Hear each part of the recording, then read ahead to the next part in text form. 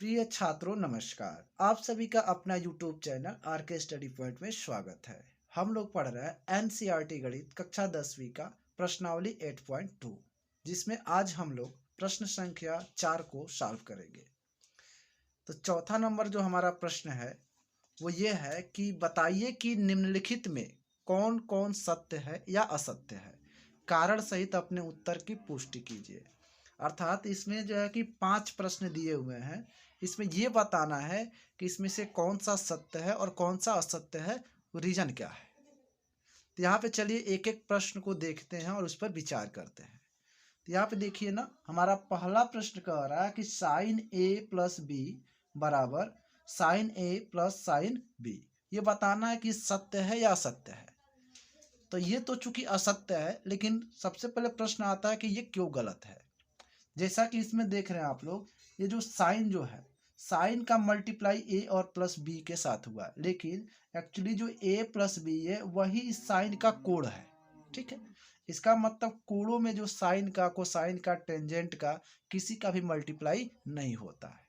तो दोस्तों कभी भी ऐसा अगर आ जाए ना, जैसे ऐसे लिख के आ जाए, कॉस के साथ आ जाए साइन ए प्लस बी, और ऐसा लिख के आ जाए कि cos A plus cos B, तो आप लोग उसको देखते देखते गलत कर दीजिएगा।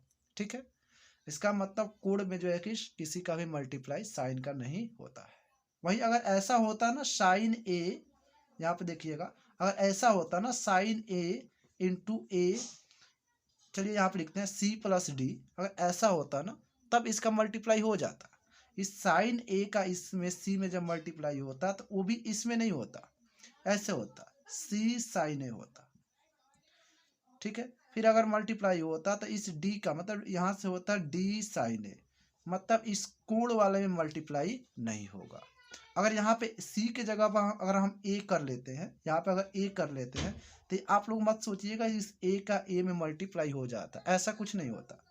इस साइन ए का जब इस ए में मल्टीप्लाई जब हम करेंगे ना, तो ये ए साइन ए हो जाएगा, क्योंकि ये चूंकि ये कोण है तो इसका मल्टीप्लाई कोण के साथ नहीं हो सकता है। तो उम्मीद है कि आप लोग समझ गए होंगे। तो ये हमारा जो ऑप्शन है वो असत्य हो जाएगा। अब बात करते हैं दूसरे प्रश्न की। तो देखिए दूसरे प्रश्न में क्या कह रहा है, कह रहा थीटा में वृद्धि होने के साथ साइन थीटा के मानों में वृद्धि होती है। अब बात करते हैं कि जब थीटा का मान मतलब 0 डिग्री से जब बढ़ता है तो इसके मान में जो है कि वृद्धि होती है। तो सही बात है, इसमें जो है कि वृद्धि होती है। आप लोगों ने सुना होगा कि साइन 0 का मान 0 होता है और साइन 90 का मान जो होता है वो 1 होता है। इसका मतलब 0 से 1 की बढ़ोतरी हुई, क्यों? थीटा के मान के बढ़ने पर। आप चाहे तो यहाँ से चार्ट से भी देख सकते हैं। यहाँ देखिएगा, साइन थीटा का मान जब 0 था तो 0 था, और जैसे 30 डिग्री हुआ 0 से अधिक हो गया, जैसे 45 डिग्री हुआ इससे भी थोड़ा अधिक हो गया, 60 डिग्री हुआ इससे भी अधिक हो गया, 90 डिग्री हुआ तो अधिक तो हो ही गया है। इसका मतलब साइन थीटा मतलब थीटा के मान बढ़ने पर साइन थीटा का मान बढ़ता है। ये कथन हमारा जो है वो सत्य है। तो ये हमारा कथन सत्य हो जाएगा। अब देखिए तीसरे प्रश्न में क्या कह रहा है। तीसरा प्रश्न कह रहा है थीटा में वृद्धि होने के साथ कॉस थीटा के मान में भी वृद्धि होती है, ऐसा नहीं है।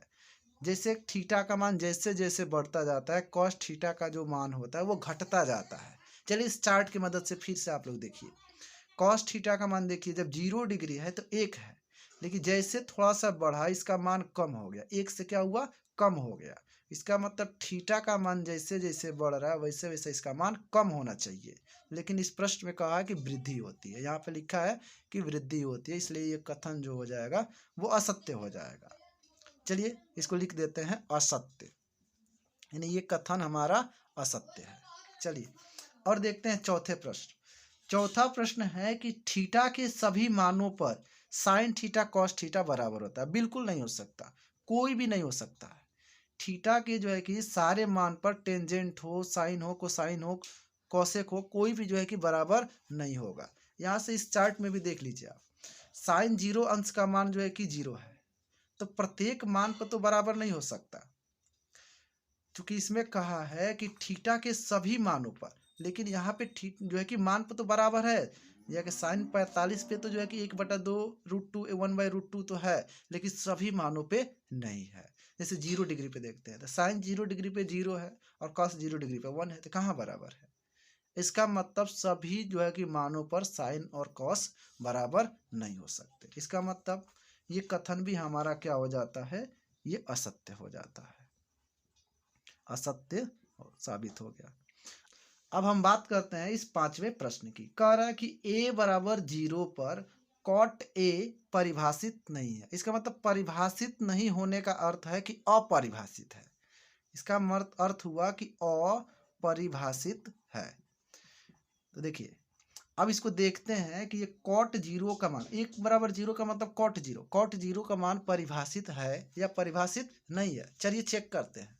तो यहाँ देखिए कॉट 0 का मान जो है यहाँ पे जो है इनफाइनाइट है, मतलब अपरिभाषित है। इसका मतलब सही बोल रहा है कि ये परिभाषित नहीं है, तो ये कथन हमारा जो हो जाएगा वो सत्य हो जाएगा।